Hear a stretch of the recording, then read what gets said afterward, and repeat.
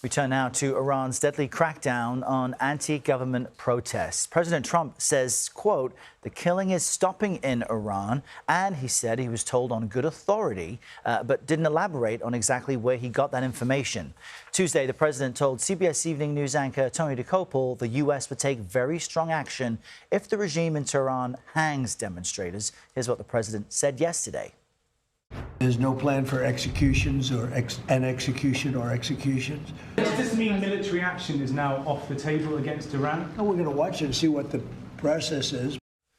And this is also new this morning. Iran's judiciary is claiming that detained 26-year-old Erfan Soltani, you see him here, is not facing execution, which had been widely reported.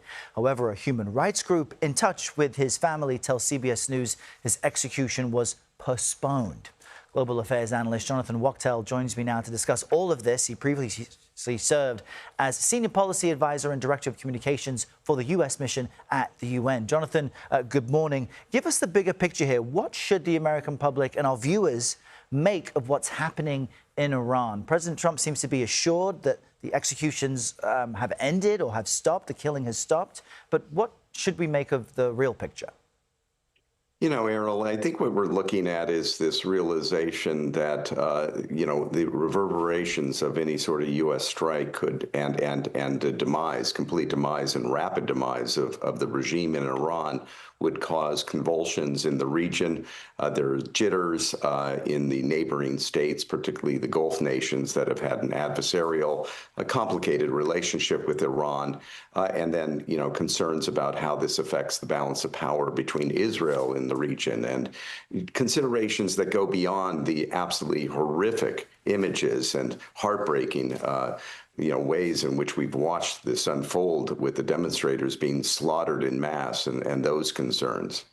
And Iran has cut off access to some communication and internet lines. There's some reporting that it could be extended for a number of weeks. It briefly closed its airspace without explanation. Are those examples of a regime nervous by the widespread anger? Yes, indeed. It's them trying to control the narrative here. And if you shut off the communications, that certainly gives them the voice and the ability to try to contain this outburst of discontent and try to shut this whole enterprise down as rapidly as we can.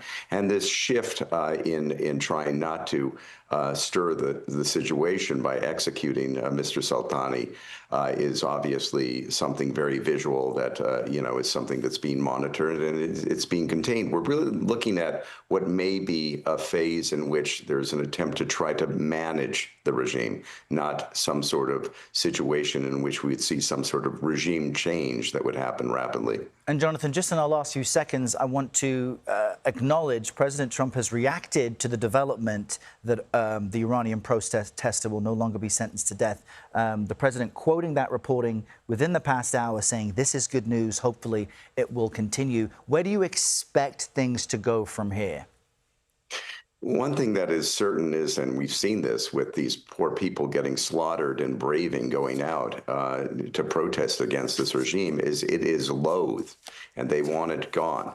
So there will still be that pressure on the regime itself to try to save its own neck here, and they'll do it with whatever brutal force they need to do to contain it, because at the end of the day, when they're out, justice will turn and they'll pay the price for what they did to their own people. Yeah, a remarkable sequence of events, no matter what happens next. Jonathan Wachtel, we appreciate your insight this morning. Thanks for being with us.